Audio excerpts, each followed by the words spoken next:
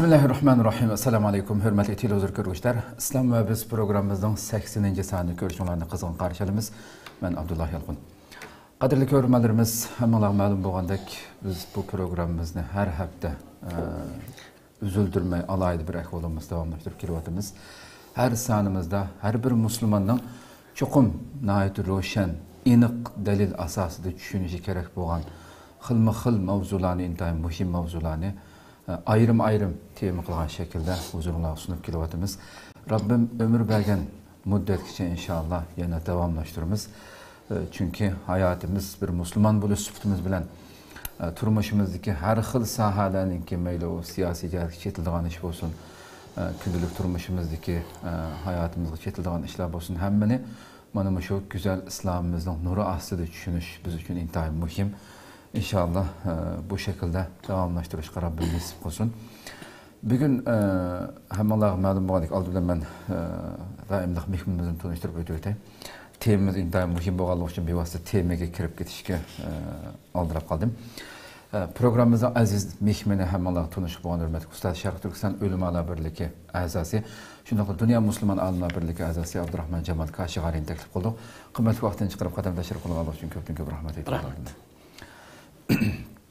Qadirli görürmələrimiz, programımız YouTube ve Facebook kanallarımız arqılıq naq meydandan tarqıtılıb otudu. Ekranlarda çıxıb turuyatqan numarımız şunaqla ictimai uçur vasitələrdəki əlaqə vasitələrimiz arqılıq hər qandaq fikir təklif berişinlərini qarşı alımız şunaqla köplügən qayırındaşlarımızın paydalanışı üçün həm bəhərləb qoyuşuna həm unutmağaysızlar.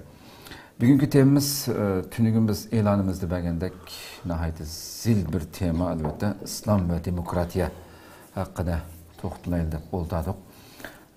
Bu tema 80-ci sanığa nisb oldu bu gənemli. Məlum oladı bolğandək, benim bilişimcə Uyğurlar içində hazırgıca heç qanday bir dini sahədəki alimlərimiz yoki bir ayda anlamadım mənəmdi. Məxsus bu İslam və demokratiya haqqında Uyğurca bir televiziya söhbəti qılıb bunda bir təfsili toxtuluş üçün olturğan biraz söhbətini görməlməmdi. İnşallah biz tuncup qalışımız mümkün, belki bağda ben bilmegen. Bugünkü başlanışımız oldu inşallah. Bundan keyinki bir qancha bölümde bunu biraz açımız. Bu tema elbette zil mesele İslam dünyasında yıllardan buyon tartışıp kelayotgan mesele. Bir tarafdaki nurg'un o'limalar bevosita yani demokratiya degan gapni ismi chiqib bo'lguncha tamamen rad qildiganlar va uni parchalashimiz kerak, uni ichiga kirishimiz kerak. İslam qabul qildigan yeri va qilmaydigan yeri va deb ayraydiganlar va demak xilma-xil har birisining o'ziga kuchli dalillari va o'tirg'a qo'ygan. Biz buni güzel bir şekilde bugünkü dünyadaki bir reallik bo'layotgan bir siyosiy tuzum bunun nari İslamga uyg'un keldi, nari kelmaydi, qabul qilishga bo'lamdi, bo'lmamdi degandek masalalarni inşallah ochiq oshkora o'tirg'a qo'yishga tirishimiz. Unda o'sha programma kirib ketsak hurmatli ustoz, oldi bilan biz bugünkü temamizga asosan demokratiya degan nima deganda bu shaklab o'tsak. Marhamat. Bismillahirrahmanirrahim. Cenab-ı Allah hem sana peygamberimizge dua salamlar olsun. Demokratiya hazırki devirde mevcut olup durgan bir qancha asrdan keyin mabeynida, belki 2 asr mabeynida siyasi hayatta aktif rol oynayotgan hakimiyet tüzümlerinden birisi. Yani siyasi tüzümden bir hesaplanır. Hoş. Bu tüzümde layakatlik boğan insanlar bevosita yoki vositalik, yani millet vekilleri orqali hakimiyet ishlariga qatnasha oladi. Yani layakatlik boğan kişiler bevosita yoki vositalik holatda qonun taklif sunish, ya qonunning muayyan bir moddasini yangilash, ya qonunga bir cheklama kirgizish, yoki bir cheklamani amaldan qoldirib o'tish deganga o'xshash bu taraflarda o'zining ta'sirini yoki qatnashganligini ifodalaydi. Xo'sh. Ham demokratiya degan nima degan vaqtida, qisqacha ifodalagan vaqtida demokratiya degan ko'p sonli kishilarning hokimiyati yoki hukmiyat degan ma'noni ko'rsin. Ko'p sonli kishilarningki hokimiyati degan ma'noni ko'rsin. Shuning bilan birlikda hokimiyatni yoki huquqni qo'ldan qo'lga tinish shaklda o'tkazib berish. Yani kan tökmezden yoki jidal majra paydo qilmasdan yoki bir-birini qirmasdan tinch o'tkazib berish degan bu ma'noni ko'rsatadi. Shundaqlam bu demokratiya hukumat a'zolarini qaysi bir aqimda, qaysi bir soha maydonida bo'lsin, hukumat a'zolarini xalq orqali tashviqot vositalari orqali madaniyat va ijtimoiy yoki maxsus organlar orqali nazorat qilish va ular xatolashsa yoki asos qonunga xilof ishlarni qilsa, ular ustidan sud mahkamasiga arz sunib, ularni jazolash degandek bu imkoniyatlarni yaratib berdi. Xo'sh. Bu demokratiyaning qisqacha ma'nosi. Ham demokratiyaning mohiyati bugun biz yashayotgan davrdagi bu mohiyati nima degan vaqtimizda demokratiya bugun kunlikda garchi 1-2 asr mobaynida bir qanchilgan bosqichlarni besib o'tgan, jiq o'zgarish kirgan, jiq almashurilgan, har turli odam bundan qatnashgan bo'lsa-mu, bugun kunlikda bu siyosiy erkinlik degan hukmda xulosalanmoqda. Demokratiyaning mohiyati bu kishilarningki o'ziga hokim bo'lgan kishining o'z erkinligi bilan tanlashi eng muhim. Bir millatda yoki bir jamiyatda yoki bir davlatdagi insonlar o'zlariga hokim bo'lgan yoki sulton yoki rais bo'lgan odamlarni o'z erkinligi bilan, o'z roziligi bilan tanlashi. O'zlar yoqtirmaydigan bir odamlarningki majburiy shaklda mayli siyosiy tabaqadan bo'lsin yoki harbiy tabaqadan bo'lsin yoki uch bo'lsin o'z yoqtirmaydigan odamlarningki majburi tanilmasligi. Hokimiyatni tinch shaklda qo'ldan qo'lga vaqt tutgan vaqtida o'tkazib berish, hokim bo'lgan odamni xatolashsa undan hisob olish, ham uni nazorat qilish huquqining bo'lishi. Navod hokim asos qonundan chetnab qolsa, uni huquqidan tashlash huquqiniki bo'lishi. Shuning bilan birlikda bu hokimning kishilar o'zlari xohlamaydigan aqimlarga yoki yo'linishlarga majburlamasligi. Masalan, hukumat bir ishni qilamiz deb, xalq uni xohlamagan bo'lsa, majburlamasligi. Shuning bilan birlikda o'qituvchi aqim yoki qarish fikrdagi odamlar bo'lsa, bularni turmaga solmasligi yoki ularni azoblamasligi yoki o'ldirilmasligi qatorliqlardan iborat. Bu demokratiyaningki mohiyati. Mohiyatini ko'rsin. Dunyoda birlam demokratiya yo'q. Xilma-xil shaklda demokratiya topildi. Masalan, Amerika, Yevropa va Yaponga o'xshash rayonlarda liberalistik demokratiya ustunligi ega. Ya'ni ko'p sonliqlarningki hokimiyati degan hukmni ko'rsatdi. Ham bu liberalistik demokratiya shakli az sonliqlarningki huquqini yoki manfaatlarini unimi qo'g'daydi. Biz yuqori tilga olgan ellarda. Afsuski ba'zilar bu Hindistonda demokratiya bor qurildi, lekin oxirgi vaqtlarda yuz bergan ahvollar uning tamoman aksini ifodalab qo'ydi. 2 yildan mobaynidagi ahvollar. Bular musulmonlar qarta ularningki tutganimiz. Arab o'lkalar misolga olsak, masalan Misr misolga olsak, demokratik degan laqab bor. Cumhuriyat Misr al-Arabiyya ad-demokratiya. Misr demokratik cumhuriyeti. İsim de var. Belki kanun da vardı, asas kanun. Lekin icra kelgan vaqtida yo'q, onun amaliyati yo'q. Çünkü mustabidlikni en yuqori pallasga bir hokimiyat misol qilsak. Demak, Yevropa ve Amerikadagi liberalistik demokratiya aqimlari ustunlikka erishgan bu sohalarda, bu maydonlarda ko'p sonliqlarning hokimiyat yurgizishini chiqish qilish bilan birlikda oz sonliq kishilarniki bu huquqiy uyada mudofaa qilinmoqda. Bundan nima tushunalamiz? Ko'p sonliqlarningki qo'llashi bilan g'alaba qilgan partiya yoki aqim oz sonliqlarni dafsanda qilgan qonunni u rayonlarda yo'l qo'yolmaydi. Bu demokratiyaniki ahvoli.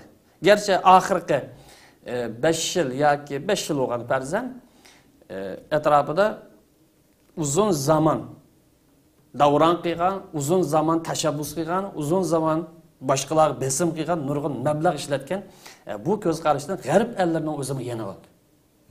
Buning ifodasini nima bilib olgan bo'lsa, 2010 balki uningdan ilgari Obama'nın zamanları, onun da ilgili Clinton'ın zamanlarında ulanın ki İstanbul'da hep bağlan kitap namısı, dünya kitap namısı.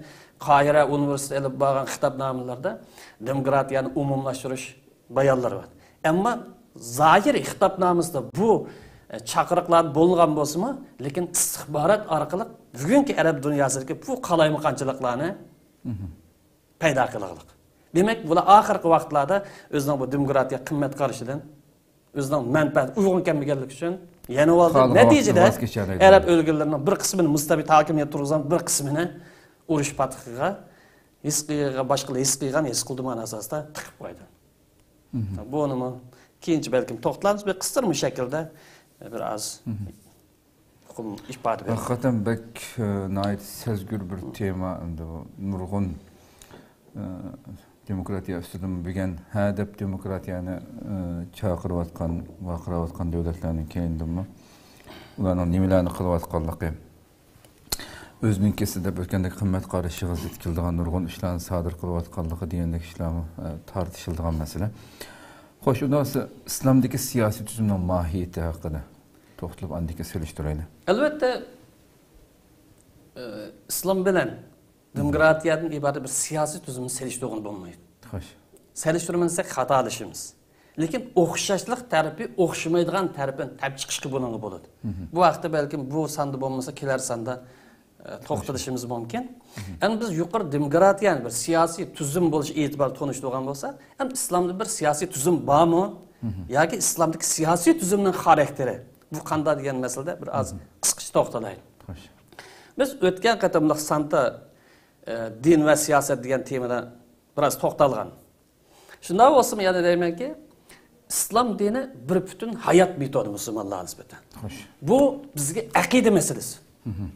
İslam dini hayat mizanımız bizim. Bu iman meselesi Müslüman'a nispeten.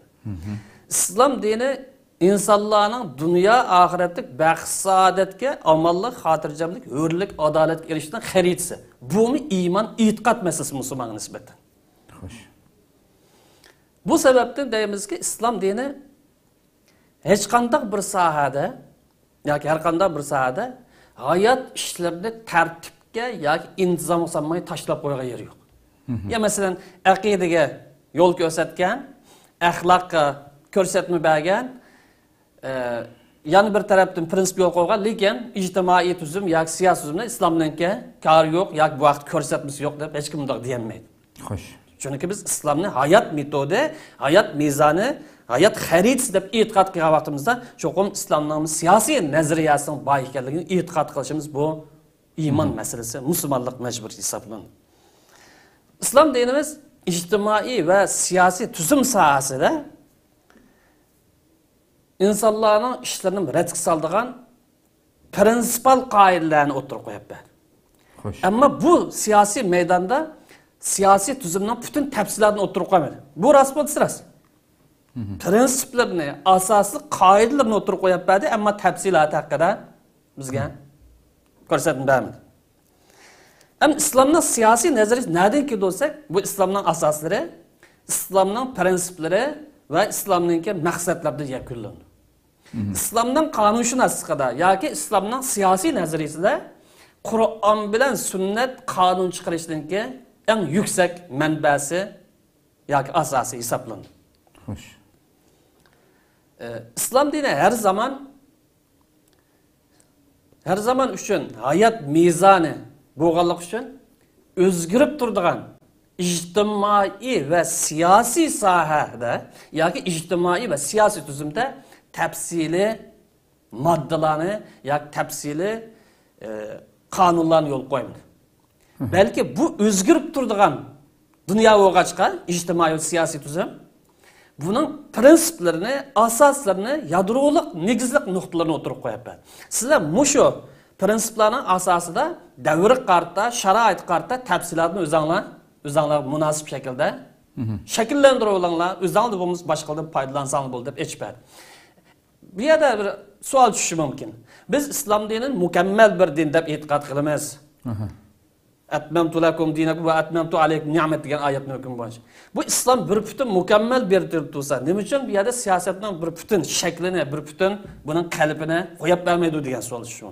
Agar islom dini siyosatningki bir butun qalbini boshdan oxirigacha, raisni manchilik saylaysizlar, manchilar buni mandaq deb ataysizlar, kengash shakli bu shaklda bo'ladi, hokimiyat kuchga bo'lindi yoki beshga bo'lindi degandek bir qalbni qo'yib qo'ygan bo'lsa, afsuski bu bugungi davrda yoki bundangi davrda zamonning o'zgarib ketsa, u vaqt islomning har zamonga, har makonga yaraydiganlik xarakteri chatoq chiqadi.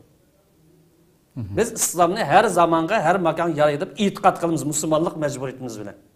Mush e'tiqodga asosan bugungi kunlikda buni qiyomatgacha mustahkam tura olamiz. Chunki islom dini siyosiy sohada onu yadrosini o'tirib qo'yapti. Ammo tafsili tarmoqlarini, shoxchilarni bu vaqtda o'zing izlandi. Ya'ni bunday silib aytgan vaqtida asosiy ana qonun yoki dostlar, asas qonunni belgilab bergan bo'lsa, buning bilan birlikda tarmoq shaklda siyosiy bo'shliq maydonlarini qo'yib ketdi. Yani siyasi boşluk meydanı bizge berdi.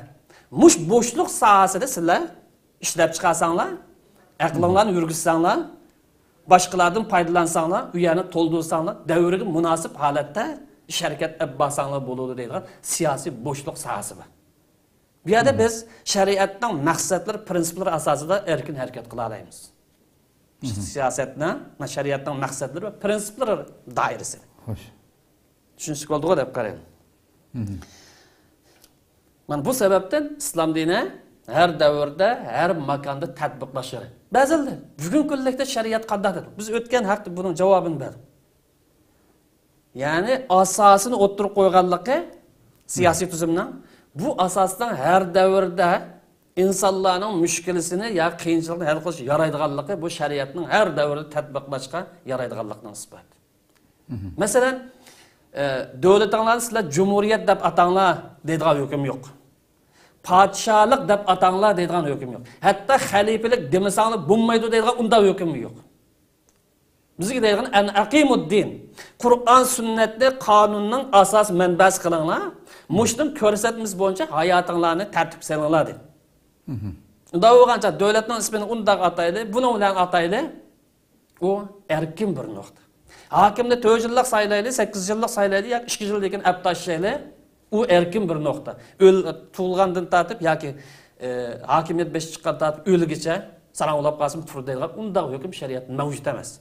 Şuna, İslam tarihideki siyasi tarihlerini, bunu şeriatın katarıdın dep qaraş, ya ki İslam'ın körsetmesi dep qaraş, bu İslam'ın siyasi nazariyası, siyasi felsefesini düşenmegenlikten kep çıkar. Hepsi bugün kunlikda köplagan musulmonlar yüz berayotgan mesele, masalan, burunqi davlat shaklları, xalifalarning davridagi davlat shakli, payg'ambarimizning davridagi davlat shakli, keyingi Abbasiylarninki, Umayylarning, Osmonlarning davridagi, Qaraqallar, G'aznaviy va Saljuqlarning davlat shakli. Buning qaysi birisi payg'ambarniki hisob qilmagan vaqtida, xalifalarninki hisob qilmagan vaqtida, keyingi imperiya davrlarini misolga olsak, qaysi birisi islomni 100% tamsil qila oladi degan javob beradi. Hech kim javob berolmaydi. Chunki har bir hokimiyatda, har bir davlatda shariatga uyg'un bo'lgan taraflar bo'lgan, uyg'un bo'lmagan taraflar bo'lgan. Demak, islom tarixida yuz bergan o masalani islomning o'zi deydiganga, ashning bizda hujjat bo'lsa, Qur'ondan, sunnatdan hujjat bo'lsa, islomning prinsiplari ve şeriattan maqsadini bo'lib qoldi degan. Undan bo'lmasa, o masala ijtihodiy masala bo'lishi mumkin. Davrning taqozosi bo'lishi mumkin. Sharoitninki ahvoli bo'lishi mumkin. Shunga bu yerda siyosiy tarix bilan siyosiy prinsipni buni ayirish lozim.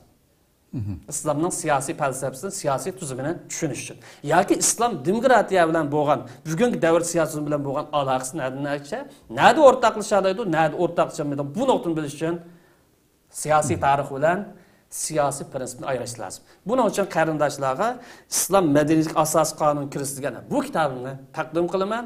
Buni o'qib bugun biz to'xtalmoqchi bo'lgan demokratiya nazariyasi va boshqa islomning siyosiy tuzumi, buning falsafasi bugungi davrda milliy davlat qurib chiqsak, Sharq Turkiston davlati.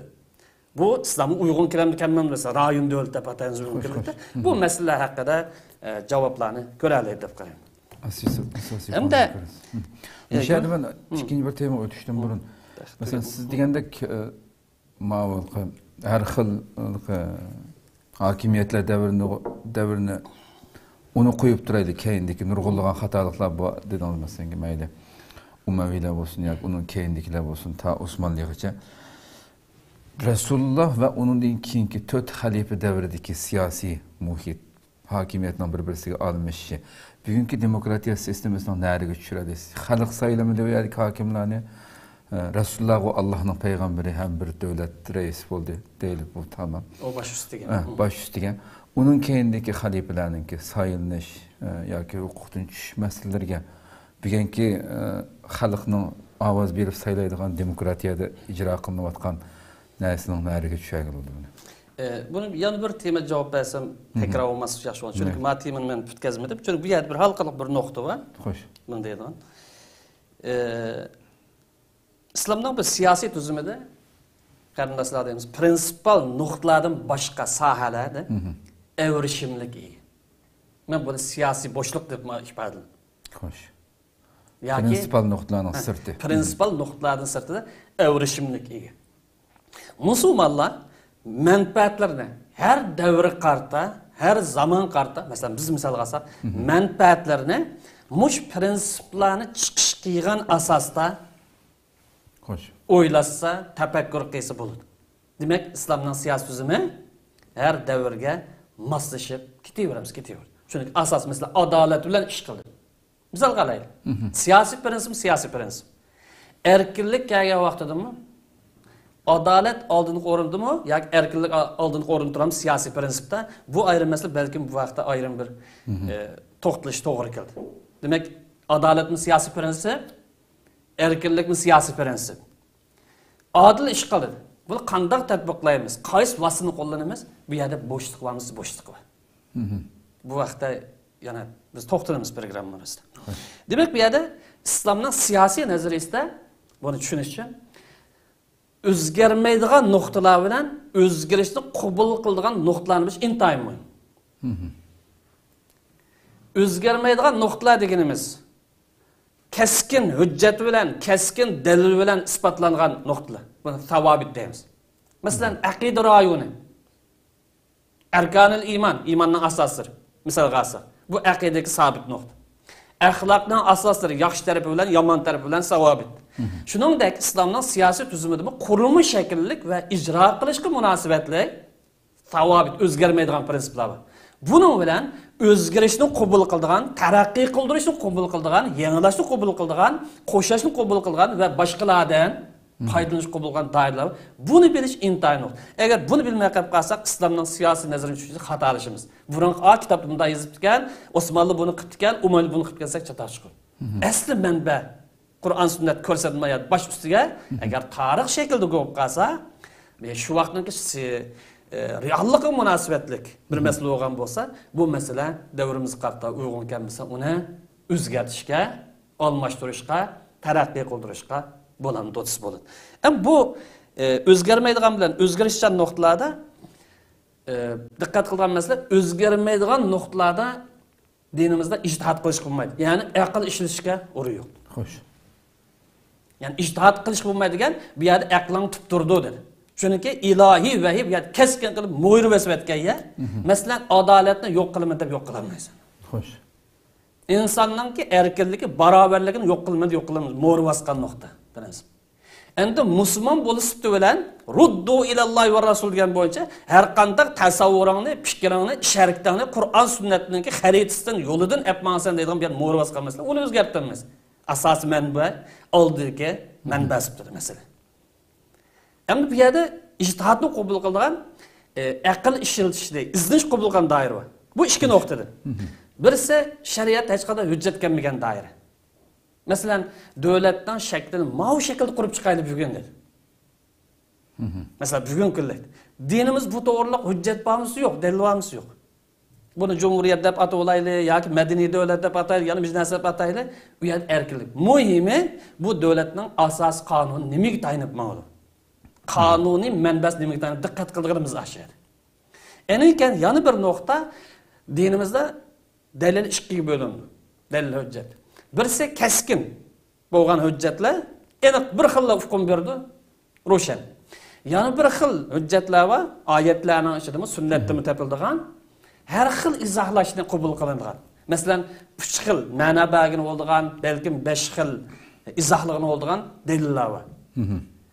Bu dalillardan biz davrimizga uyg'un kelgan, zamonimizga uyg'un kelgan, manfaatimizga uyg'un kelgan tushunchalarni olsak bo'ladi. Ham yana musada davr qarta yana nima qilsa, ijtihod qilsa, davr qarta aqlimizni ishlatsa, izlansak, boshqa millatlarniki o'tirib qo'ygan nazariyalari mush oyatdan elindigan tushunchaga, ta'sirlangan tushunchaga uyg'un kelsa, undan foydalansak bo'laveradi. Bu yerda bir halqiliq nuqta borki, ba'zi qarindoshlarimiz bu bir masalada islom binasi deb aytmay, bu islom ba'zi uni deydi ekan, ba'zi buni deydi ekan, 3-4 xil fikr bor ekan deydi. Ayda deyish mumkin ba'zan, ya'ni ixtilof tugamaydi ekan degandek. Bu yerda diqqat qil. Bu kishilarning da'vat qilib tarmoq masalalar. Ko'pincha balovat qilib kishilarni o'tirib qo'ygan tarmoq masalalar. Masalan, tarixga munosabatlik, sunnatga munosabatlik deganga o'xshash. Masalan, oldida o masalan namozni birinchi vaqtda o'qish, ikkinchi vaqtda o'qish, oxir vaqtda o'qish deganga o'xshash. Aslida bu bir kangirlik bu. Aslida bu musulmon birligiga bir rohat bu. Demak, olimlarimizdan, mujtahid olimlarimizningki dalil asosida har turli ko'z qarashlarni o'ttirib qo'ygan bo'lsa, bu musulmonlar uchun boylik. Fikr boyligi. Xo'sh. Madaniyat boyligi, osonchilik, mo'lchilik, taraqqiyot, gullanish har davrda yana har bir mutafakkir olim davr qarta osh masalada yana o'zining ko'z qarashini qo'ysa bo'ladi, foydalansa bo'ladi, ya'ni yangilik yaratsa, uning yo'l ochiq deydigan rahmat darvoz. Bu nuqtani tushunish lazım. Shunga bu yer dalili zanni deb ifodaligimiz, ya'ni har xil tushuntirishni, har xil izoh qabul qilgan bu oyat hadislarning maqsadi bu ummatningki baxt saodatining yo'li, hayotini osonlashtirishning yo'li yoki davrga mos ish mashning ochiq hisoblanadi. Bu nuqtadan tushungan foydali. Qolgani bu islomning siyosiy tuzumning moid xarakteri haqida yuqoridagi bu kitobimizning tafsilotiga qarshi bo'ldi keyingi temalar. Sualimga hozir javob beramiz. Biz yana bir tema kerak. Bu yerda kirgan hozir siz tilg'ilib o'tgan shu adolat masalasini savobitning qatorida dedingiz. Adolat yoki erkinlik. Buni bir demamdiki birga masalan hokimiyat chiqqan.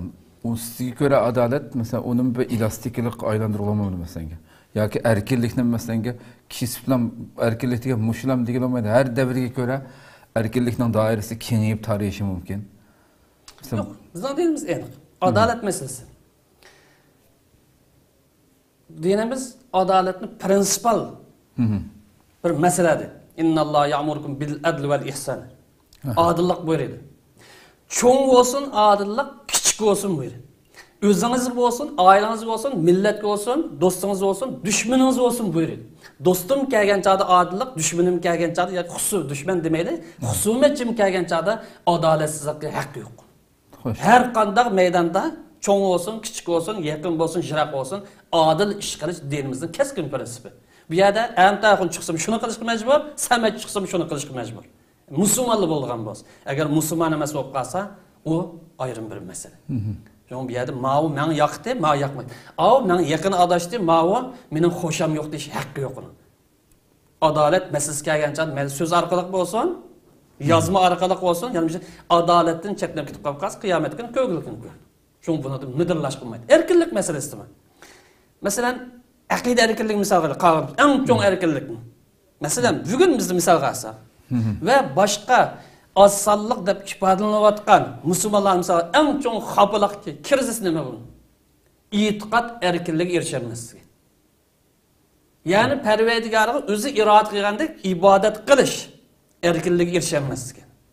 Bugün demokratiya dava qilayotgan rayonlarda musulmonlar mahrum bo'lmoqda. Fransiyani misol qilaylik. Shuncha qon to'kilgan yerda islom kelgan chog'da nihoyatda hassasiyat bilan muomala qildi. Acaba demokratiyani da'vo qilsa, erkin da'vo qilsa, musulmonlar o'zining xoliqini kelsa, o'zining aqidasi bo'yicha, o'zining e'tiqodi bo'yicha yashash uning haqqi emasmi? Yevropalik bo'lash, Fransiyalik bo'lash e'tibori bilan yashash huquqi va ibodat qilish huquqi va e'tiqod qilish huquqi va o'zgacha kiyinish huquqi bor. Asas qonundan chetlamagan asosda. Fransiyaning qonun erkinlikni, demokratiyani yo'l qo'ygan bo'lsa, musulmonlar tabiiy holatda o'zining e'tiqodi bilan yashash huquqi ega. Ama İslam misalini aytsak, İslam 1400 yil ilgari har qanday inson aqida erkinligi ega deb kisb bekitdi. La ikraha fid-din. Bir odamni islom kirish uchun majburlamaysan. İslamni tanlasa, qarindishingiz tanlamay qolib qolsa, u insoniy qarindishingiz qolib qoladi, diniy qarindishingiz bo'la olmaydi. Lekin insoniy qarindishingiz bilan yana insoncha muomala qilish sizning musulmonlik majburiyatingiz. Bu o'zgaramda o'zgarmaydi. Prinsipal deb mo'ri vesilgan belgilangan nuqta o'zgarmaydi. Ammo uni taraqqiy qildirish, uni jonlantirish, uni himoya qilish vositalari u o'zgardi. Davrga zamon qarti. Masalan, adolatni vujud chiqarish, tatbiqlash. Masalan, Turkiyani misol olaylik. Adolatni ishga oshirish uchun hokimiyat sohasida necha organlar. Masalan, taftish organlari, nazorat organlari, adliya, o'chi degan o'xshash.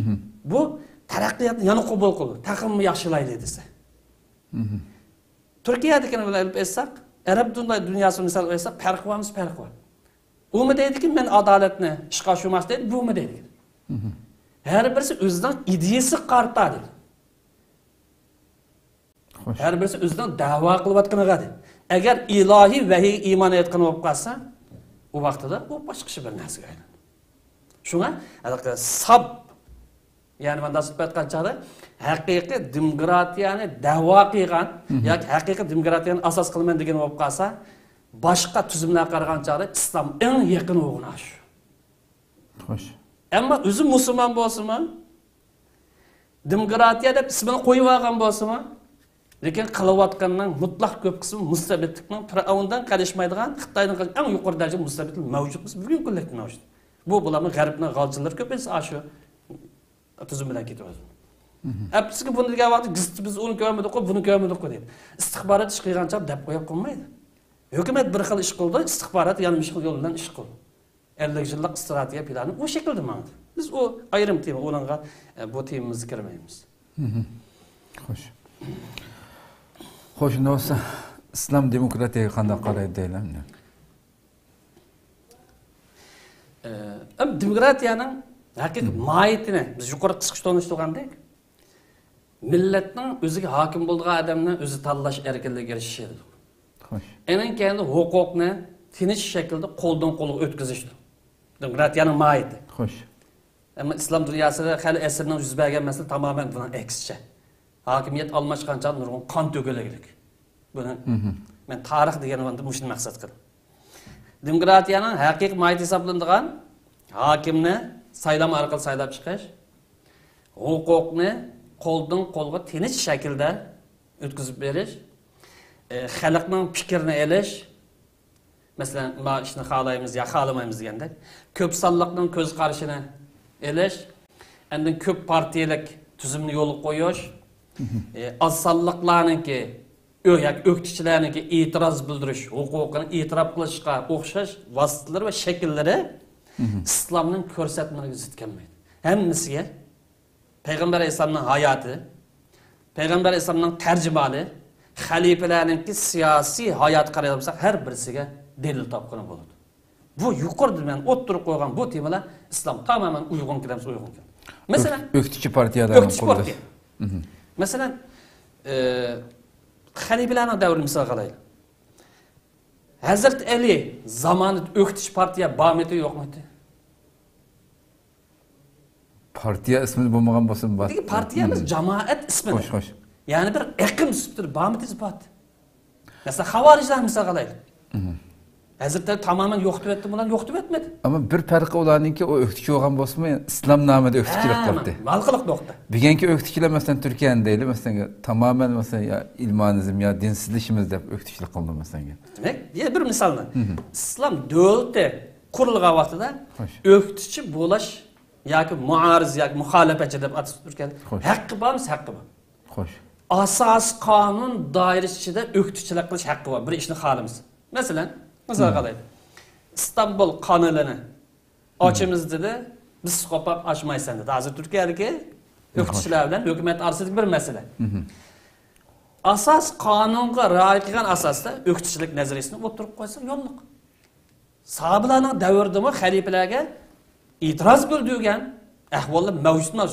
O gerçi yakki shaklda bo'lsa-mu, bu ahvol mavjud emas. Yo'lliqmi? Yo'lliq. Masalan, ko'p sonliqlarning fikrini olish. Yoki mandozib aytganchada xalqning fikrini olishni misol qilib aytsam, nechilig'am misollar Payg'ambar alayhisolamning hayoti chiqadi. Masalan, Payg'ambar alayhisolamning hayot mizoni degan sir kitob qarab boqay. Payg'ambar ismida qilish Payg'ambar alayhisolam ikki tarafida misol qilay. Jarana jangdan qaytgan vaqtida asirlarni qanday qilish haqida buning qanday qilmasini bir taraf qilinglar deydigan aniq ro'shan misol bor. Hudaybiya sulhiligi masalasida qaytib ketmaslik masalasida oyat tushdi, ilgari qanday qilamiz deb fikr beringlar. Xalq fikri shumay, undan boshqa bir narsa bor. Ko'p partiyalik masala ba'zan e'tiroz bildirish mumkin. Islom fiqhisidagi 4 mazhab, hatto uningda ilgariki bir qanchasini qo'shgan vaqtida masalan Avzaini, Savriyni bilsin. Har birisi bugungi davrning til bo'yicha dal partiyaning rolini o'ynaydi. Muhimi partiya bo'lsa bu. Muhimi İslamның prinsipidan ko'rsatmasdan ilohiy vahiydin chaqirmaslik. 4 mazhab misollar bugun mavjud bo'lgan. Har birisi 4 partiyaga o'xshash. Hammasi ilohiy vahiy asosida fikr qiladi, izdindi, tadqiq qiladi. O'zining ta'sirini, fikrini, falsafasini o'tirib qo'yadi. Masala bor, masala yo'q. Chunki ma'rifat manbasi, fikr qilish, tafakkur qilish manbasi aniq. Ya'ni asos qonunga rioya qilish, amal qilish nishoni aniq. Buning bizning yo'q. O isimde çıksın, bizse bu isim çıksın. İsmimiz muhimi, kıymet qarash, asas qanun tutulması mesele yok. Qalgan tafsilatlar keyin ayrım to'xtalsak, dalillar bilan o'tirib qo'ysam. Biz temin chatmaslik uchun. Hamda bu yuqori qo'ygan masalalarda islom bu masalada Alloh buni ko'rsatib yo'l qo'ygan. Men buni yuqori misollarida. Buning tafsilotlarini biz chunqurlik bilan tadqiq qilsak, tahlil qilsak, asli manba bilan tarixni farqlab turib qaraydigan bo'lsa, buning misollarini ko'ra olamiz. Masalan, sahobalarning ichida 4 xalifaninki hokimiyat tanlanishi 4ning ko'p 3 xil shaklda 4 xil shaklda elib berilgan. Demokratiyaning eng yuqori pallasini namoyon bo'lgan. Masalan, buni eng oddiy misol olib aytsak, islom mutafakkiri Muhammad G'azzali siyosiy erkinlikni islomda oldi-burun Peygamber davrida ilohiy ve tushgan vaqt yo'l qo'yganligini ta'kidlamasa, islom siyosiy meydan kelgan chog'da erkin demokratiyadir. Yani siyosiy meydan kelgan vaqtda demokratiyaning eng yuqori pallasini islom namoyon qildi. Bu islom mutafakkirlarining, mujtahidlarining keskin fikri. Bu faqat u emas, ummatchilik mutafakkirlarning ko'z qarashi. Asli prinsip bu. Lekin yuqori deganimizdek imperiya xarakterdagi davlatlarda çünkü öz davrının devletleri köpünsü imperiya şekillik oldu. Bu 20. asırdayken bu imperiya devletleri emelden kalıp yerlik devlet, yerlik demeyli, millet karakterlik devletler, rayon karakterlik devletler barlıq geldi. Yani bir tüzüm şekilde. Hoş. Şular mı lağam esmi? Hoş, hoş.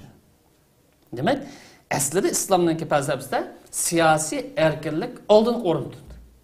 Ama afsuski bazı bir imperiya devrinde bu siyasi erkinlik, mustabidlik, yani padişahlık tüzümününki meydana çıkışı bilen özgürüp ketken, İslam'ın kıymet qarışı, akıt qilib qolgan yoki amal qilmagan ahvollar mavjud. Bu siyosiy tarix deganimiz shu. Xo'sh.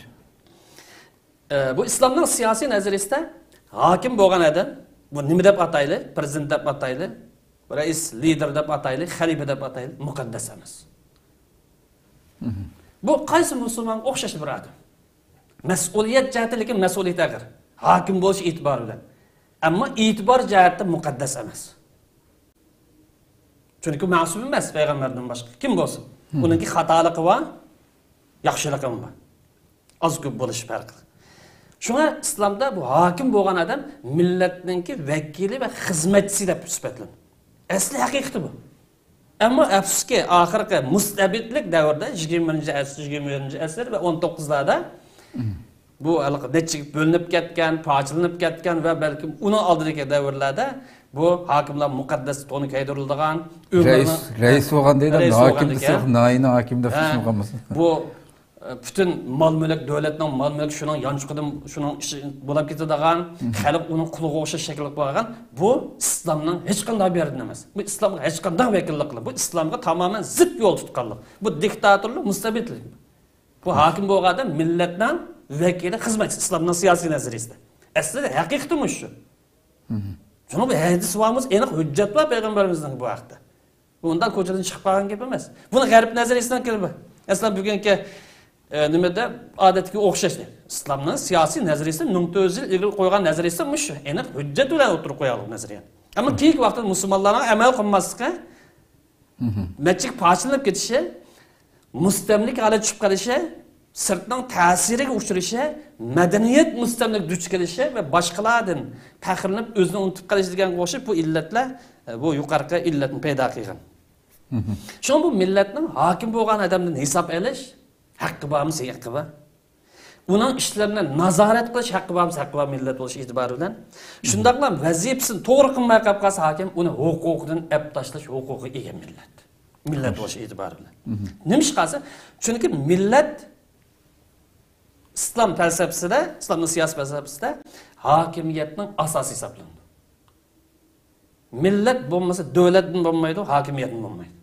Ama müstebitlik evcağı yerde devlet birinci, devlet amallık birinci, halkın amallığı ikinci yok hesaptı.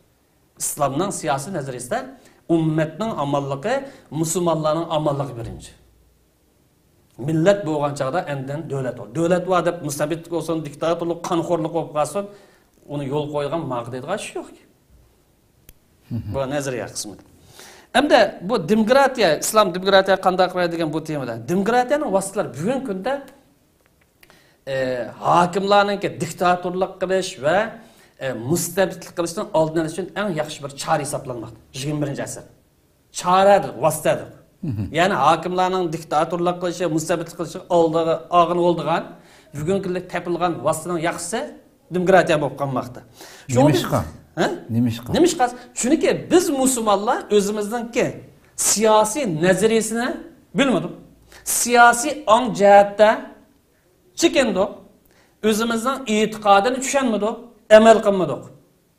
Bu 1400 yıl burun bütün insaniyetinin hayat mizanı kılıp düşürülgen bu Kur'an ve bütün siyasi bu sistema dinimiz tünügün tekrar tuğulgan bunun gınımışka ihtiyacı yok kaldı.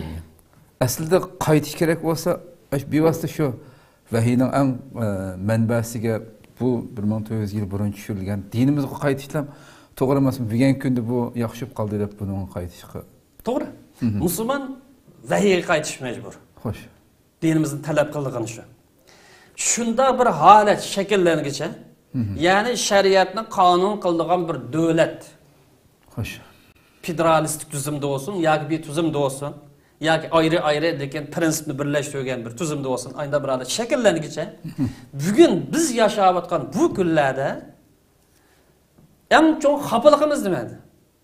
İki xil kapılık var. Mustamlikka tushib qolgan millatlarniki mahkumlikdan qutulishi.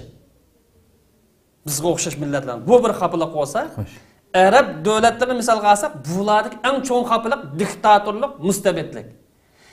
Bularning bu illatni bu kirsa yug'ishtirish uchun nima tayinish lozim bugun bavasilanishida? Necha vaqtingiz bu Arab davlatlarining ko'pincha mustamlikka tushgan bo'lg'achqa, Fransiyaninki, Angliyaninki, Ispan, İtaliya, Portugal ve başkasınınki bu yetiştirgen sayfidan azizlar jiq bo'lanishidi. Axborot vositaları, istixborot vositaları, saqchilar, bankchilar, yanimjimirlar. Hokimiyat shularning qo'li. Buni qanday tartib qilgan? Masalan, oddiy misol qilaylik. 2011dagi Misrdagi erkin bugungi zamonda bo'yicha demokratik saylan bilan bir hokimiyat chiqqan vaqtida qanchalik davr suradi? Mursi. Yer osti istixborotlari qanchalik unaga imkoniyat berdi. Gerçi xatolik bormiz, xatolashdi. O xatolik ayrilmas. Lekin demokratik shakli bilan shu g'arb o'ttirib qo'ygan tuzum bo'yicha saylangan bir odam, ismi kim bo'lsin, uning imkoniyat berdimi? Arablarning iqtisodi orqali istixborot sohasi Amerika bilan Isroil va Angliya va boshqalar parchalab oxiri Arab bar harakati bugun oxir chiqmas bir yerga kelib qo'ydi. Harakatning oldingi mangadigan natijani ko'zlab tegidilam buni urib etmasak oxir buni bosh egdirib o'g'irlig'inimig'ida bularning mol mulkini bulg'inimig'ida davomliq buni seg'ib ichkinimig'ida kelganlar ujuqtirib etdi. Urush nada bo'lib qolsa milliard dollar zavod va odamlar kerim bo'lgan bir qoida istixborot dunyosida. Buni tushunganlar tushundi, tushunmaganlar tushunmaydi. Shunga deymizki, bugun bu illatdan ichki yuz berayotgan talash tashishlardan mustamlika uchib qolganlar mustamlikadan qutulib hurlik erishish, istibdod ichida mustabid ichida yashayotganlar bu mustabiddan qutulish uchun ashula o'zi da'vo qilayotgan demokratiya sistemasi bilan bu illatdan qutulishning yaxshi chorasi mavjud bo'lgan. İmkaniyat yaratilgan vaqtida o ayrım bir mesele. Şuna davetimiz bu yerda. Şuna bu yerda bu demokratiyanın bizga uygun keladigan vositadan foydalanish, bizga uygun kelmaydigan vositalar bo'lib qolsa, uni o'zimizning qimmat qarashiga, prinsipiga uygun keladigan shaklda o'zgarsak, undan foydalanamiz. Ya rad qilamiz u vositani, agar bizga rad qilish bilan qutulg'un olmaydigan bo'lib qolsa, o'zimizning prinsipi qimmatga uygun holatda uning xarakterini o'zgartib foydalansak bo'ldi. Biroq bu yerda bir nuqta bor. Demokratiyaningki islom aqidasiga yoki islom aqidasining dunyo qarshi zid keladigan halqaliq bir nuqta. Yoki halolni harom yoki haromni halol qilib turgan bu falsafasini qabul qilmaymiz. Kesib aytamiz. Xo'sh. Demokratiyaning biz qabul qilmaydigan yeri islom aqidasi zid keladigan taraflarni men bu yerda sanamayman. Yoki islom aqidasining dunyo qarshi uygun kelmaydigan taraflarini falsafasini qabul qilmaymiz. Shuningdek halol harom taqishadigan falsafasini buni qabul qilmaymiz. Ammo vositalari, masalan parlamentni bu shaklda qurish, hukumat apparatini bu shaklda turg'izish, idorani bu shaklda idora qilish, raisninki mansablarini bu xil shaklda boshqarish, idora qilish degan o'xshash bu vosita taktikalarni uni qabul qilsak, undan foydalansak bo'lamdi bo'ladi. Xo'sh. Belki bir yer bu savolni qo'yganchada ba'zilar savol tashlashi mumkin. Bu demokratiya degan xalqninki, xalqqa hukm qilish degan tursa, bu gap bizningki e'tiqodimizga al-hokimiyat lillah, hokimiyat Allohga mansub deyilgan bu prinsip taqishib qolmandi deyish mumkin. Endi bu hokimiyat Allohga mansub degan gap taqimimiz zag'ir turlar ifodalab oddiylashtirgan vaqtimizda qonun chiqarish huquqi ilohiy va iqtaba degan gap. Ma gapni paqitamasa bu gap da'vo qilganda ko'pincha yo oshqon bo'ladi yo radikal bo'ladi. Qonun chiqarish huquqi ilohiy va iqtaba. Hokimiyat Alloh taolo degan gapning mazmuni qonun chiqarish huquqi ilohiy va iqtabadir. Ya'ni Qur'on sunnat tabadir. Xo'sh. Mana paqitlashlar. Buni qilmasa xavorijlar, Daishchilar, ba'zi tashkilot va ba'zilarininki islom dunyosi radikallik ve başka ayda ta'tir hukmlarının köpünse muş hakimiyet lillah degan gapdan chiqdi. Xato shuni oldi. Hakimiyet Allah. To'g'ri, hakimiyet Allah biz musulmon bo'lish e'tiborimizdan buning bosh ustiga. Lekin bu nima degan gap? Sen qanday tushunasiz buni? Hamma ishda Allohning hukmi bormi, payg'ambarning? Yo'q, siyosiy maydonda yo'q. Siyosiy maydonda yuqori deganimizda prinsipal masalalarda hakimiyet bor, ya'ni hukmi bor, tafsilot to'g'risida, vositalar to'g'risida yo'q. Bunu tushunmaganlar uchun nurg'un xafalar chiqadi. Ya'ni bu yerda qonun chiqarish huquqi ilohiy va iqtaba, ya'ni Qur'on sunnat tava degan vaqtimizda aniq dalil bo'lib qolsa olamiz. Aniq dalil bo'lmay qolib qolsa aqlni ishlatamiz. Tajribadan olamiz, boshqa millatlardan undan foydalanamiz. Yoki dalil kelgan bo'lsin, bu dalil islom falsafasiga dalil zanniy bo'lib qolsa u vaqtida u har xil izohlashni qabul qilgan, har xil shariat qabul qilgan bo'lsa, yana u vaqtda izlanamiz degan gap. Shunga deymizki, bu demokratiyaning asosi hisoblanadigan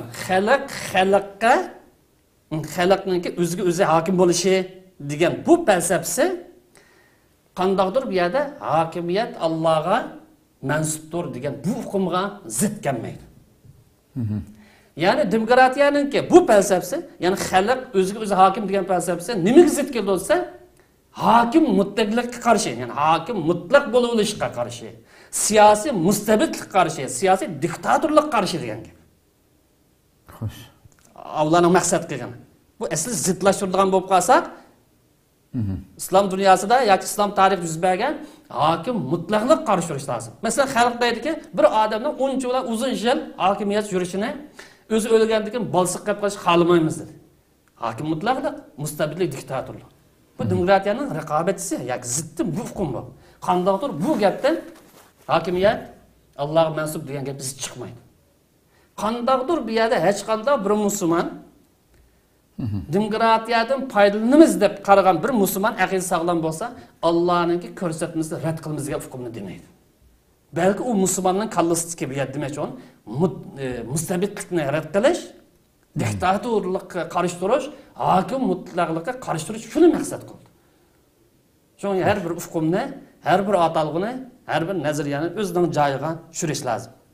Shunga bu yerda demokratiyaniki vositalar qarasak, mesela hakim tanlashda, kengash qilish, yaxshi ishlar buyurish, yomon ishlarni to'sish va zulm qarshi turish prinsiplarini tatbiqlashda islomning siyosiy prinsipi bu tarafdan uyg'unmiz uyg'un. İslamning siyosiy prinsipini tatbiqlaymiz deb bugun kunlikda bu demokratiyaning bir bo'lik vositalaridan foydalanishga to'g'ri keldi. Ham u bakrak foydali bizga. Chunki bu ijtihodiy masala bo'lgan ekan. Bu vosita masalasi, idora masalasi. Buni qaysi aql, qaysi davlat, qaysi millat ishlab chiqarsa, uni o'zimizdan qimmat qarashiga, prinsiplarimizga, nazariyalarimiz uyg'un holatda uni foydalansa, qabul qilsak bo'ladi. Çünkü bir yerdemiz ki Müslümanlar besimden hali olup hakim sayılgan vaxtida Xoş. mustabidlikten hali, diktatorluktan hali, zorluktan hali, sağıtpazlıktan hali halatda reis sayılaş imkaniyeti erişken vaxtida şeriatni qonun manbasi qilgan ve şeriat boyunca siyaset yürgizdiğen hakim saylab chiqaradi. Bunun aldırlıq şart nimasi? Özleri xalagan adamni saylash imkoniyatiga, erkinligiga erish. Birdan bir şartlash. Özleri xalagan adamni saylash imkoniyatiga erishgan vaqtida musulmon bo'lish e'tibori bilan shariatni qonun manbasi qilgan va shariat bo'yicha siyosat yurgizdigan odamni saylab chiqaradi. Musulmonlar o'zlari rozi bo'lgan hokim saylab chiqqan chaq nima ish yuz berdi? Ya qanday xulosa chiqdi? U vaqtda o'zlariga o'zlari hokim bo'lgan. Nima ish qilsa? Masalan, men sizni rais deb sayladim. To'g'ri topdim. Yani bu menimki aqidam qarshi turmaydi, mening qimmat qarashimga zid ish qilmaydi, mening siyosiy prinsipimni o'zgartirib etmaydi degan mush e'tiqod bilan saylab chiqqan bo'lsa, siz shu yo'lda mangan bo'lsa, sizning u qobiliyat va menda u qobiliyat yo'q bo'lib qolsa, o'zim hokim bo'lgan bo'laman. Chunki o'zimning irodam bo'yicha bir odamni o'tirib chiqadi. Bu nuqtani, ya'ni xalq o'ziga o'zi hokim bo'lgan bu nuqtadan tushunish lozim. Shunga yuqorida deyilganimizdek demokratiya bir emas, bu elastiklik tabinas. Yani demokratiyanın qiyamati udlam elmanizm bilan yoki skolarizm bilan yoki liberalizm bilan munosabat nima degan savol tushishi mumkin. Buning munosabati birlamamiz. Demokratiya nechi? Kommunist falsafasi bilan Xitoycha demokratiya bo'lgan vaqtda bo'ladigan ahvol bu. Xitoy o'zining demokratiya da'vo qildi iqtisodiy jihatda. Xo'sh. Hindiston felsefesi boyunca demokratiya bo'lgan vaqtda bo'ladigan ahvol bu. Ko'rdik. Chiqishlarning ekranda ko'rinib turdi. Amerikalik felsefesi o. Endi musulmonlar o'zining felsefesi bilan, o'zining qimmat qarashi bilan, prinsipi bilan demokratiya nomida bir davlatni qurib chiqsa, u vaqt qanday odam saylaydi bular? Her bir ovoz tashlashning mas'ul ekanligi, balet tashlashning hisobining boy ekanligini, qiyomat kuni bir odamni ma'u adil adam yoki adolatsiz bir adam, yoki zolim adam, yoki insofli adam, yoki to'g'ri adam, xato adam guvohlik berishda qiyomat kuni hisobining borligini o'ylab balet tashlagan adam. Qanday odamni saylab chiqadi? Demak, bu yerda millat musulmon bo'lsa, tabiiy holatda o'ziga o'xshash sog'lom bir odam saylaydi. Agar millat musulmon bo'lmasa, o'ziga o'xshash bir odamni saylaydi. Chunki bu nuqtadan munosibet bu. Yani musulmonlar bir adam saylagan o'zining qimmat qarshi uyg'un kelgan bir odamni saylaydi. O'zining davlatini qurilishi to'g'ri gap qaz bo'lsa. Xo'sh, hamda asos qonunda bir nuqta, ya'ni millatning yoki davlatning dini islom dinidir deb belgilangan bo'lsa, yoki bu davlatningki qonun chiqarish manbasiningki asosi Qur'on sunnatdir deb asas qonunda engelingan bo'lsa, shu bo'yicha amal qilgan bo'lib qolsa, yanadan bu yerda hokimiyat Allohga mansubdir yoki hokimiyat shariatga mansubdir degan hukm chiqadi. Bugungi ko'plagan arab davlatlarida shunday emasmi? Bu qonun manbalarimiz. To'g'ri. Bular deydi, davlatning dini islom dinidir. Masalan, Misr misol qilib aytsam. Qonun chiqarishdan keyin oldingi manbasi Qur'on sunnati. Lekin asos qonun ijro qilmaydi bular. Davlatimiz bu haqiqiy demokratiya bilan mustabid. Biz demokratiya degan ismda bor, amaliyat yo'q dedik boshda. Xo'sh. Bunlar hammasi millatni aldash uchun, xalqni aldash uchun o'zini pardozlab oyda ismlarni qo'yib olganlar. Ammo amaliyatda ya islom vakillik qildi yoki na demokratiyaga vakillik qilmaydi bu. Qaysi birisi misol qildi? Hech qanday bir chiqmaydi. Ya podshoh mustabid yoki boshqa istixborotlardan keyin yurgandagi bir odamlar. Xo'sh. O'zining millatiga ya millatparvarlik nuqtasidan yoki islom nuqtasidan haqiqiy bu demokratiya yo'lini tutgan birisi mavjud emas. Çünkü qaraplanmanda degan olmaydi. Xo'sh. Biz butun mustamlikadan qutlanmagan bo'lsak, hech qaysi tarafdan bugungi bir qismi arablar siyosiy mustamlikadan taqutulgan emas. Arabning siyosiy mustamlik. Shunga g'arb dunyosida bugun bizning manfaatimizga ba'zi siyosat chiqqan bo'lsa, buning ba'zisini qo'llab qo'lmasning sababi ishonmaslikdir. Bizga mayanni qo'llagan bilan ayan tarafdan uzun zamondan bo'lna sag'ib mijib chiqqan bo'lg'achqa, yana bu yolg'on so'zlaydi, ya ilmiy kirib qildi, bu musulmonning manfaati chiqmaydi deydigan gumoniy ko'z qarashi bilan bo'lg'achqa, shunga ikki xil pozitsiya chiqib qoladi. Xulos kalam kelsak, demokratiya xalqning irodasi vakillik qilsa, u vaqt siyosiy erkinlikka ommonlik erishgan olgan vosita bo'lganlik uchun bugungi kunlikda shunga bugungidek mustabidlik avjag'an yoki mahkumlik, mustamlikalik avjag'an dunyoda buning vositalardan foydalansak, xalqdan foydalangan bo'ladi deb qarayman. Uning ustiga bir nuqta borki, eskardigan qarindoshlarimizga, bu demokratiya insoniy bir tajriba, ilohiy emas. Yo'q, buni chaqilsak bo'lmaydi, o'zgarsak bo'lmaydi, taraqqiy qilsak bo'lmaydi demaydi. Demokratiya maydon kelgandan tortib, tarixlarda deyilishicha Roma demokratiyasidan boshlaydi ba'zanlar. Buning bosh tarixini milodidan burun qolib. Keyingi vaqtlar Asinaga, yana Bijaga bir. Oxirgi vaqtda Fransiya inqilobidan keyin shakllandi. Demak, 200 yil oxirgi vaqtni misolga olsakmi, bu to'xtamay nima ish qildi bu? O'zgartirildi. To'xtamay taraqqiy qildi, to'xtamay o'zgarib turdi. Bunday ekan nag'arib to'xtadi. Ertaga bu axlatga berib yana biz kelamdi, uni Alloh o'zi bildi.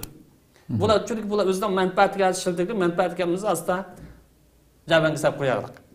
Deymizki, shunga bu demokratiya insoniy tajriba bo'lganligi uchun buni tanqid qilgani bo'ladi. Biz agar foydalansak, o'zgartgani bo'ladi, qo'shqini bo'ladi, elevatgani bo'ladi. Amaldan qoldi. Yoki mer to'g'ri, mer xato deb ba'zan shu bo'yicha ma'lum qilgan bo'ladi. Ma'noqdan tushirsak, bunda asrashtimiz yo'q. Chunki ilohiy vahiyamiz. Biz musulmon. Bizdeki özümüzden felsefemiz var, siyasi nazariyimiz var. Bugün kunlikda özümüz maqsad qilgan bir davlatni shakllantiruvchi mavjud bo'lgan vositalardan foydalansak, buni ma shaklda qo'shilgan yerni qo'shib, eladigan yerni elab uyg'unlashtirib qilish imkoniyati, huquq tamoman bizda bormiz. Chunki biz uni butun qabul qilish hech qanday majbur emas. Xo'sh. Ko'p rahmat. Programmamizning vaqti to'shib qolganligi uchun yana tema tugamadi inshaalloh oldimizga gapda davom qilsak. Mishat o'tasak mening savolimning javobi inshaalloh oldimizga gapda chiqar. Mishat to'xtaylik inshaalloh. Qadrli ko'ruvchilarimiz, shuna qilib islom va demokratiya nomli bu temamiz mishada oxirlashtiraydi, vaqtimiz to'shib qoldi. Haqiqatan nihoyatda bir sazgur tema, tafsiliy tushunishimiz kerak bo'lgan masala. İnşallah oldimizga bir qancha sanda to'xtalamiz. Har qanday fikringlar bo'lsa, inkas shaklda yozishinglarni umid qilamiz. Qavin inşallah oldimizga gapni paranglashaydi. Nurg'un hozir o'tirib qo'ygan savollar kalam yig'ilib ketdi. Ammo oldimizga gapni texmi kengayib paranglashamiz inşallah. Rabbim ömür bersa oldimizga sanda ko'rishguncha omon bo'linglar. Assalomu alaykum va rahmatullohi taala va barakatuh.